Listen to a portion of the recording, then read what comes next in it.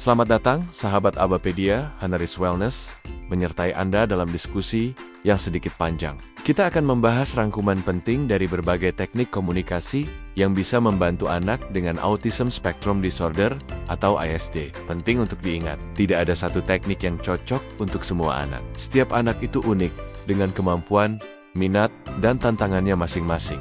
Jadi, pendekatan yang paling efektif adalah yang disesuaikan dengan kebutuhan spesifik anak. Bagi anak yang belum bisa berbicara, ada dua teknik yang sangat membantu. Yang pertama adalah Functional Communication Training atau FCT. Teknik ini mengajarkan anak untuk mengganti perilaku yang kurang baik, seperti tantrum, dengan cara komunikasi yang lebih efektif untuk menyampaikan kebutuhannya. Misalnya, daripada menangis saat ingin mainan, anak diajarkan untuk menunjuk atau memberikan kartu gambar mainan tersebut. Teknik kedua adalah Picture Exchange Communication System atau PECSYS. Seperti namanya, metode ini menggunakan gambar. Anak belajar untuk memberikan gambar dari benda atau aktivitas yang mereka inginkan kepada orang lain. Ini adalah cara yang sangat konkret dan mudah dipahami bagi anak untuk mulai berkomunikasi dan mengungkapkan keinginan mereka tanpa harus menggunakan kata-kata. Selanjutnya, tentu saja, ada terapi wicara. Ini adalah fondasi utama bagi banyak anak dengan ASD. Terapi wicara tidak hanya fokus pada bagaimana anak mengucapkan kata-kata dengan benar, tetapi juga membantu mereka memahami bahasa, menyusun kalimat, dan mengekspresikan pikiran serta perasaan mereka secara verbal. Terapis akan bekerja untuk meningkatkan artikulasi, memperkaya kosakata, dan melatih kemampuan anak dalam memahami instruksi atau pertanyaan. Bagi anak yang sudah mulai menunjukkan minat untuk berinteraksi dengan orang lain, ada beberapa pendekatan yang sangat efektif. Salah satunya adalah Naturalistic Teaching Strategy. Di sini, proses belajar komunikasi dilakukan dalam situasi sehari-hari yang alami, seperti saat bermain atau makan. Tujuannya adalah agar anak belajar menggunakan bahasa dalam konteks yang nyata, bukan hanya dalam sesi terapi yang terstruktur.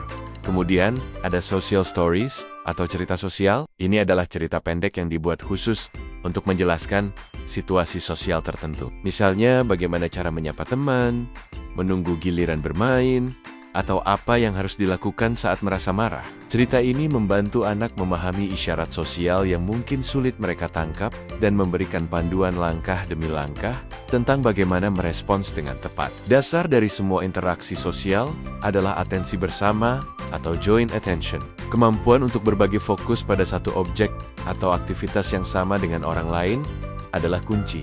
Joint attention training melatih anak untuk melakukan kontak mata, menunjuk, dan merespons ketika orang lain menunjuk sesuatu. Ini adalah jembatan penting yang memungkinkan anak terlibat dalam percakapan dan interaksi dua arah. Bagaimana dengan anak nonverbal atau yang kesulitan bicaranya sangat signifikan? Disinilah peran Augmentative and Alternative Communication atau AAC menjadi sangat penting. AAC bisa berupa perangkat sederhana seperti papan gambar hingga teknologi canggih seperti tablet dengan aplikasi komunikasi khusus. Alat-alat ini memberikan suara bagi anak, memungkinkan mereka untuk berkomunikasi secara mandiri dan lebih kompleks. Anak dengan autisme seringkali merupakan pembelajar visual yang hebat. Oleh karena itu, teknik modeling dan video modeling sangat efektif.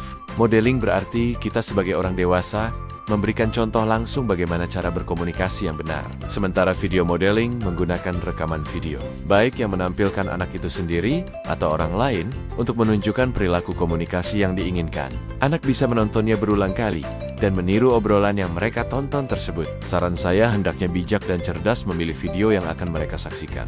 Untuk anak yang sudah memiliki kemampuan verbal, tantangannya mungkin ada pada percakapan yang spontan dan humanis dan alami. Disinilah teknik script fading berguna. Awalnya, anak diberikan naskah atau skrip lengkap untuk sebuah percakapan. Seiring waktu, bagian-bagian dari skrip itu perlahan-lahan dihilangkan, mendorong anak untuk mengisi kekosongan dengan kata-katanya sendiri, sehingga percakapan menjadi lebih spontan. Terakhir, ada Pragmatic Language Training. Ini adalah latihan untuk memahami aturan tak tertulis dalam percakapan. Misalnya, bagaimana memulai dan mengakhiri obrolan, cara bergiliran bicara, menggunakan nada suara yang sesuai, atau memahami bahasa kiasan dan humor. Ini membantu anak menjadi teman bicara yang lebih luwes dan menyenangkan. Semua teknik ini memiliki satu tujuan yang sama, membantu anak dengan ASD berkomunikasi secara lebih efektif, alami, dan bermakna. Kunci keberhasilannya ada pada konsistensi. Apa yang dipelajari di sesi terapi harus terus dilatih di rumah dan di sekolah.